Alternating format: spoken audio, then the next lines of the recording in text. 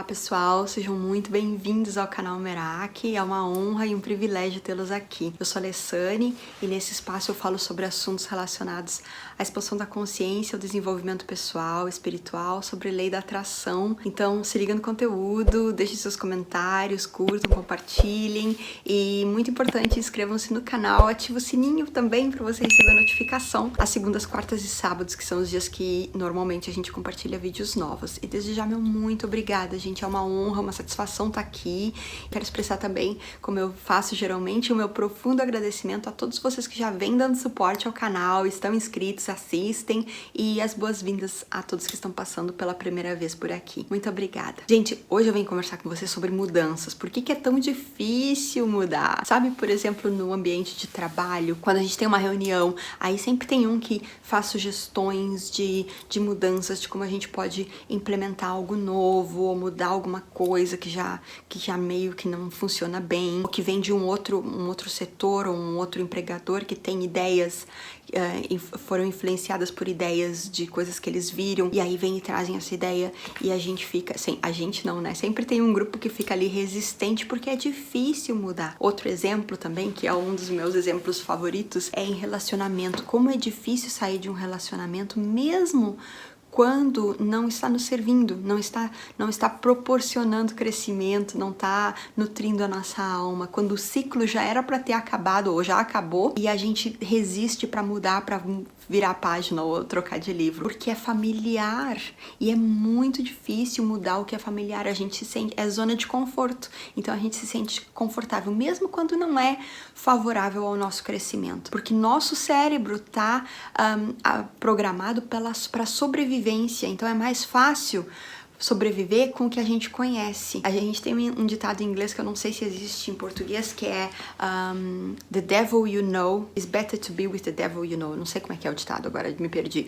Mas quer dizer o seguinte, é melhor ficar com o demônio que você já conhece do que, de repente, pegar alguma coisa pior. Então a gente justifica o nosso medo e a nossa vontade de ficar na zona de conforto e não crescer. Imagina, olha a loucura desse ditado, gente. É melhor a gente ficar com o demônio que a gente já conhece, mesmo que seja um demônio mesmo. Então, eu nem gosto de falar esses termos aqui no meu vídeo, que é só good vibes, né? Eu tinha muita dificuldade de entender isso, de ter empatia, que eu nunca tinha vivido essa situação de estar num relacionamento que fosse degradante, que não estivesse me servindo, e eu insisti em ficar, porque eu sempre cresci, eu vivi a minha vida inteira muito independente, muito sozinha, em termos de relacionamentos. Eu fui solteira a maior parte, 99% do tempo na minha vida, então eu tô muito acostumada a viver sozinha, e é inclusive um mecanismo de defesa, porque o que é familiar pra mim é estar sozinha, é não depender. Então eu tenho muita dificuldade, agora melhorou já com muita terapia e relacionamentos também, que é no relacionamento que a gente aprende, né, gente? A gente não tem que aprender e ficar evoluída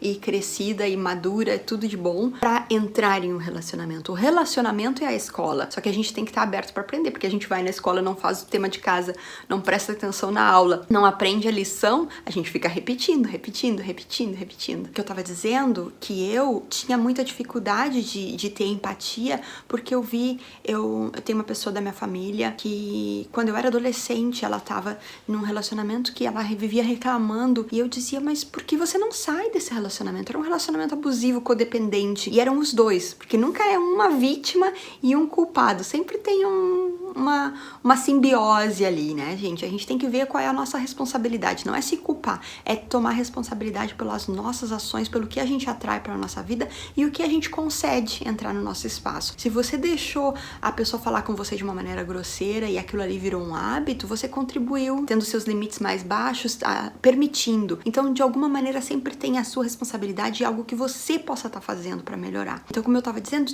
eu tinha dificuldade de ter empatia, porque não entrava na minha cabeça. Se você tá num relacionamento abusivo, se essa pessoa te maltrata, não te respeita ou te trai, por que você fica? Porque é familiar, gente. Então, difícil pra mim, que eu tava no outro espectro, no outro lado, no outro polo. Eu ficava sempre sozinha e naquela adrenalina de ser independente, eu me identificava muito com essa identidade de ser independente, de não precisar de homem, e aí a gente faz uma barreira realmente, né? Até que a minha situação um dia mudou e eu estive em um relacionamento que deixou de servir ao meu propósito propósito de vida, de me ajudar a crescer, que tava sendo degradante e demorou bastante tempo para eu conseguir sair. Então a gente tem que tentar ter essa empatia de se pôr no lugar do outro realmente. Mas por que é difícil? Porque é fora da zona de conforto. E como mudar? Outro exemplo também, antes de eu falar em possibilidades de mudança, quando a gente quer fazer alguma coisa nova em termos profissionais, ou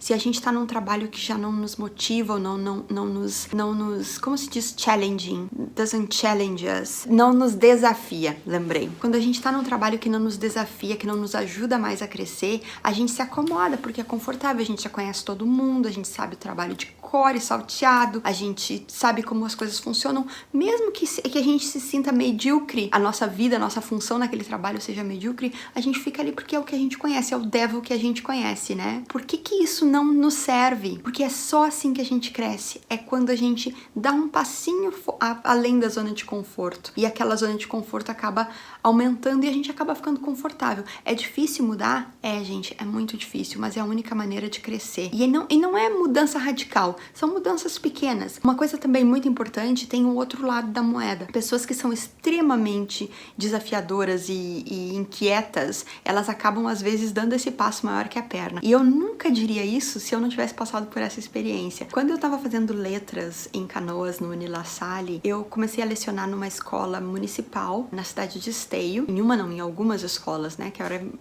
funcionária da escola, da prefeitura de Esteio. E aí eu tive uma oportunidade, mas eu tava na metade do curso e o meu inglês era intermediário, não era tão bom, mas eu dava aula de inglês para a escola primária, então tava funcionando bem. E aí eu fui convidada por uma das diretoras para me inscrever para uma vaga numa escola privada em Gravataí, que era uma escola super bem renomada e tal, e grande. E eu, como tinha uma recomendação muito boa daquela diretora, eu consegui o emprego. Só que, gente, eu não estava pronta, o meu inglês não era tão bom. Eu tinha alunos que já tinham viajado pro exterior e falavam inglês melhor que o meu. E a escola tinha um sistema, assim, era escola particular. Tinha 48 alunos dentro de uma sala de aula, adolescentes, eram super bagunceiros. Eu até conseguia, eu dava aula de inglês, eu conseguia me comunicar e me relacionar com aqueles que até tinham inglês melhor que eu. A dificuldade que eu não estava prevendo é que eu tinha que ter desenvolvido a capacidade de liderança de um grupo tão grande, que é mais, ser professor é muito além de ensinar, é muito além, gente, tem tantas outras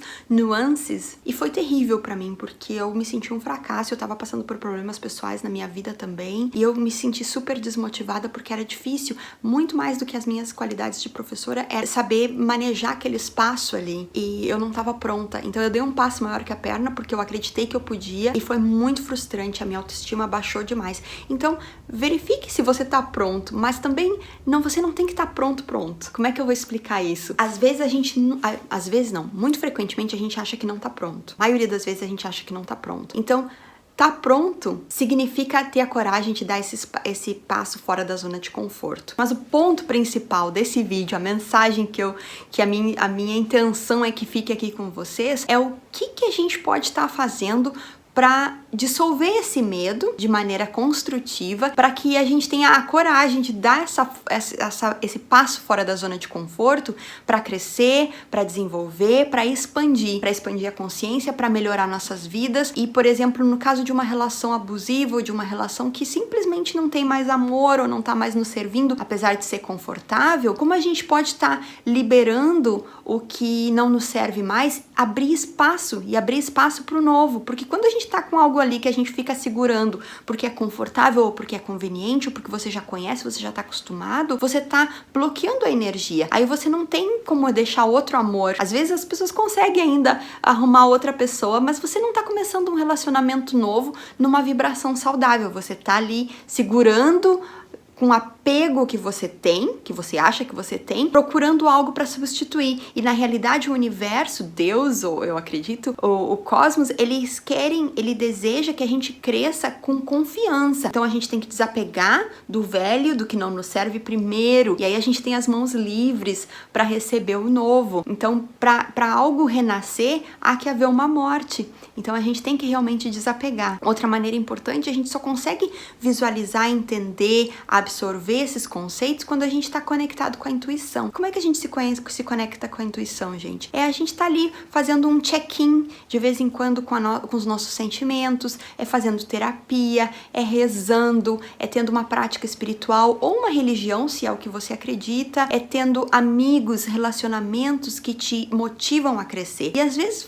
vai despertar inveja, você quer mudar daquele emprego que você tá ali fazendo há 20 anos para algo novo, desafiador. Então vai ter gente que vai te dizer, olha, mas não é seguro, fica onde você já tá, você tá tão bem aí, vai mudar pra quê? Então é a gente ter esse balanço também, que nem sempre as pessoas estão falando por inveja, que não é bom crescer, que não é bom mudar, não é bom...